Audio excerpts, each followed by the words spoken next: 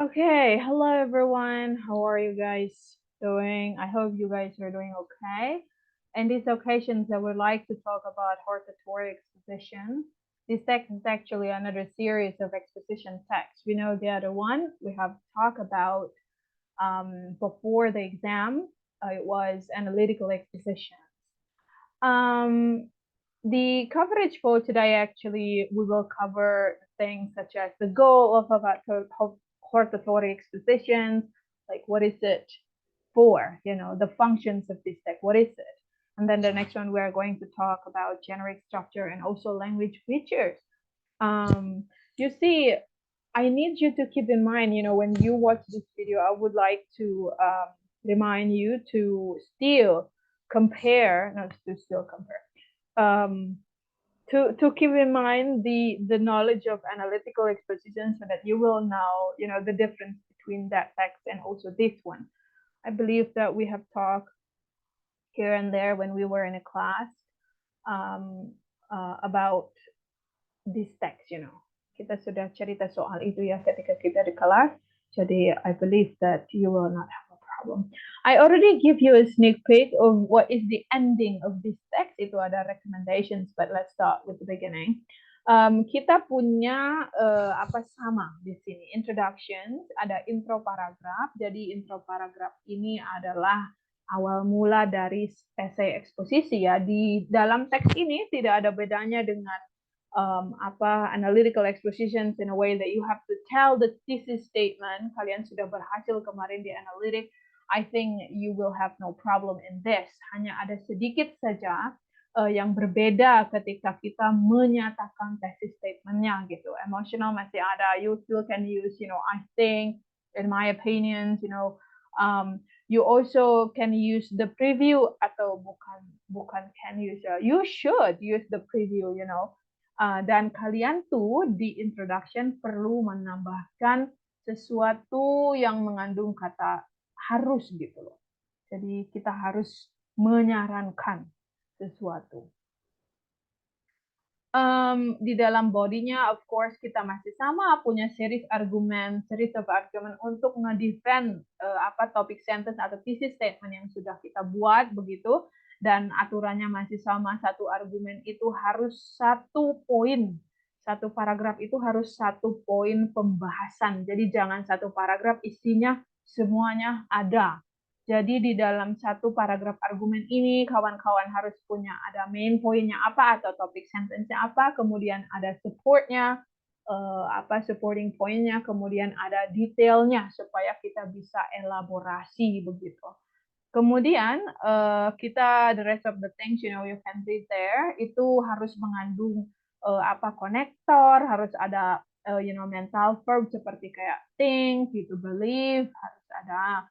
Kemudian jangan lupa paragraf itu harus nyambung ke paragraf yang sebelumnya gitu. Jadi jangan sampai argumen dengan preview itu nggak nyambung satu sama lain gitu. Kemudian yang selanjutnya itu kita punya recommendations. Itulah bedanya ya sama analytical exposition itu. Kalau kemarin analytical exposition kita simply restate what has been stated in the thesis tanpa menyebutkan apa yang harus dilakukan gitu. In analytical itu simply menunjukkan bahwa sesuatu itu benar, sesuatu itu salah, for example, sesuatu itu is the case.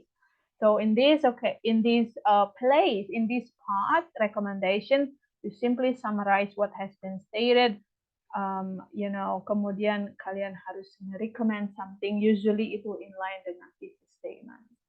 Anyway, kalau kawan-kawan lihat dalam teks ini, kita melihat bahwa di sini tuh hanya menjelaskan bagaimana technologies itu sudah affect people. Di sini tidak ada menyarankan sesuatu. So kalau kalian membuat intro paragraf seperti ini tanpa menyarankan, tanpa ada subjectivity, I don't think we can say that this one is hortatory expositions atau analytical expositions. But I have the example of this. Kawan-kawan kalau bisa nanti ya, when you review this video, kalian bisa baca ini tuh tentang fast food. kita tahu bahwa although ini sebagai tanda bagus untuk memperlihatkan debatable-nya satu topik gitu. Ini fast food itu katanya menawarkan overrich taste gitu. Tetapi kalau dikonsum terus-terusan, in my opinion, menunjukkan subjectivity atau menunjukkan posisi begitu ya, posisi kita can be dangerous. I believe all of you will answer bahwa ini tuh adalah analytical exposition karena dia tidak menyarankan sesuatu, simply pointing out bahwa fast food itu adalah dangerous kepada ini previewnya yaitu body and also mental health begitu. Ini adalah thesis statement dari analytical exposition. But if you look at these, nanti kalau kalian analyze this, I need you to analyze carefully karena saya mau kawan-kawan itu tahu features-nya dari keduanya tuh bedanya tuh apa gitu ya. Sebenarnya nggak ada yang berbeda nih kalau kita lihat kata-katanya tuh masih sama. Ada mungkin tambahannya ini ya. People of all age are willing to pay more attention just to get a taste of it. They even go to a great length by consuming it regularly without thinking about the possible dangers that the food has. Ini tuh menjelaskan dulu kebanyakan orang itu terhadap fast food itu bagaimana. Tentu penjelasan ini tuh harus berbeda dengan posisi kita.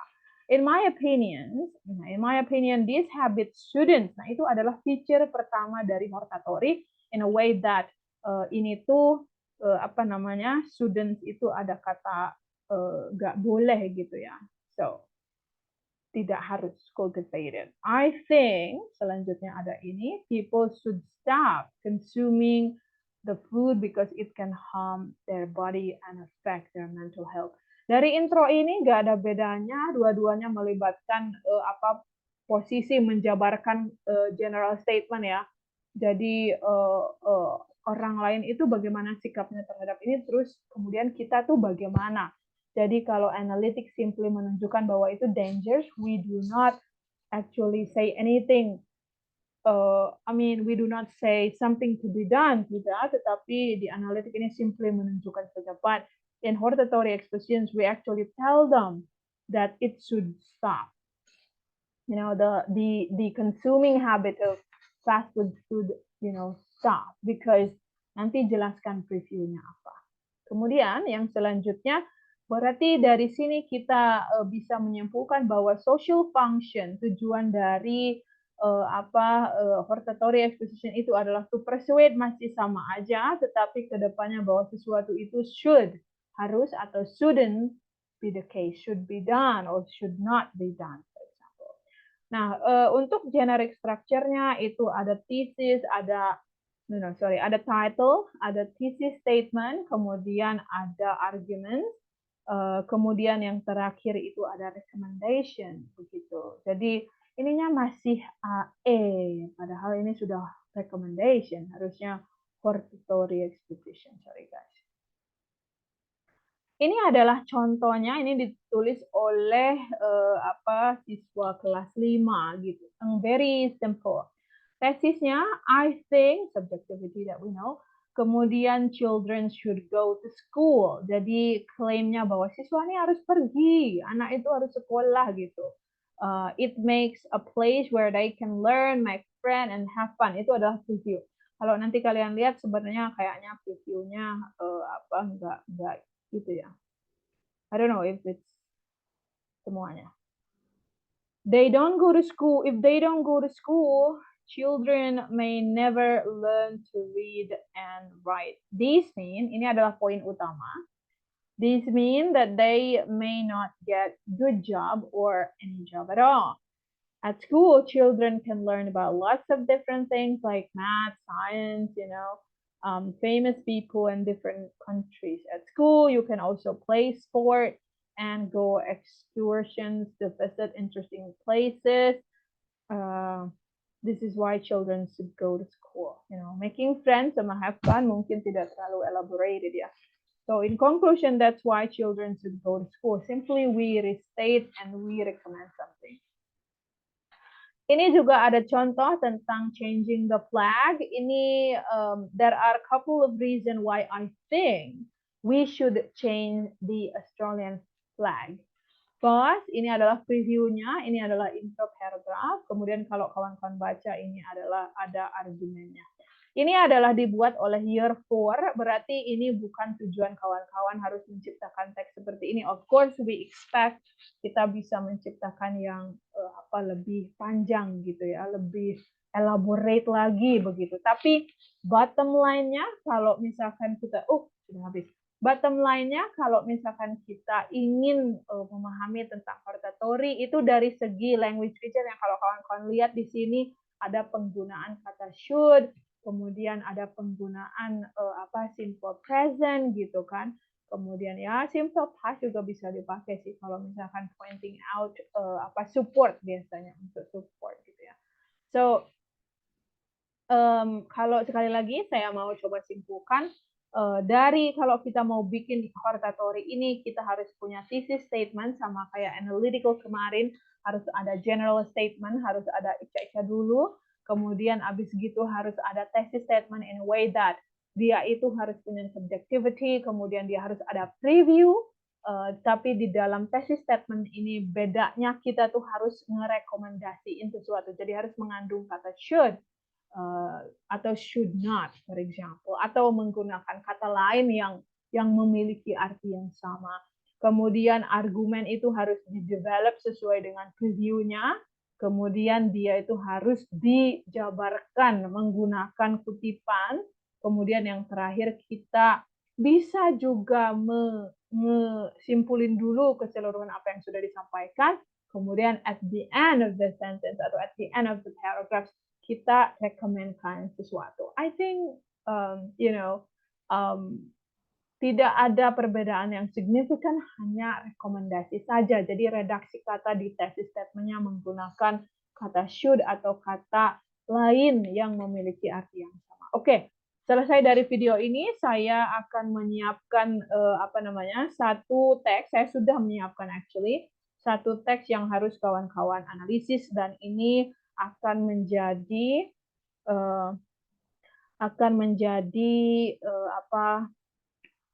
kontrol untuk pertemuan hari ini. Jadi silahkan kawan-kawan baca teks ini. Kemudian yang harus kawan-kawan tentukan itu saya akan tulis di sini. Yang pertama harus dianalisa intro paragraf. Di dalam intro paragrafnya itu apakah ada ES, ada TS, kemudian ada preview ya, dan apakah si previewnya ini tuh atau si TS-nya ini tuh sudah menunjukkan hortatory exposition atau belum gitu. Kemudian di sini ada analisa argumen. Jadi argumennya tuh make sure apakah si argumennya itu inline.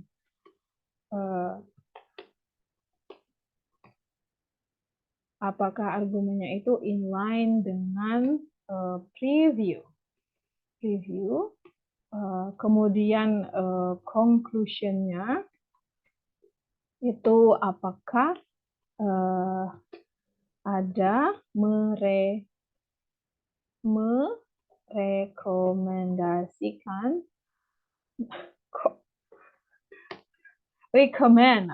apakah merekomendkan sesuatu yang sama seperti thesis. Itu yang harus kawan-kawan analisis. Kemudian ini tuh bisa dibuktikan dengan menulis kembali kalimatnya. Kawan-kawan boleh copy and paste, misalkan kalimat berapa sampai berapa itu GS, kalimat berapa sampai berapa TS plus preview, for example. Kemudian harus diwarnain mana sih yang membedakan dia atau yang menunjukkan bahwa dia itu adalah hortatory seperti kata should tadi ya. Jadi kita analisis aja si esai ini, bisa pakai warna, bisa ya sekreatif mungkin, yang penting kita bisa melihat misalkan argumennya itu kalian nyatakan argumennya inline dengan preview, di mana previewnya ada 4, argumennya memiliki misalkan 4 topic sentence, yaitu ini, dan ini gitu. Ya, so simply you analyze this.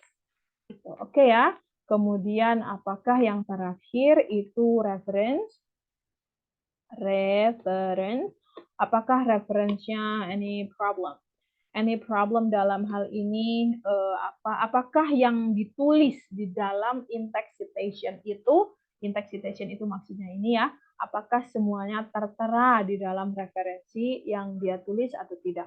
Ini adalah esai dari tahun lalu, saya bawa sebagai bahan untuk kawan-kawan menganalisis. Thank you so much everyone. If you have question, you still can actually text me. Thank you very much. Assalamualaikum warahmatullahi wabarakatuh. Thank you guys. Di mana ya kita stop itunya?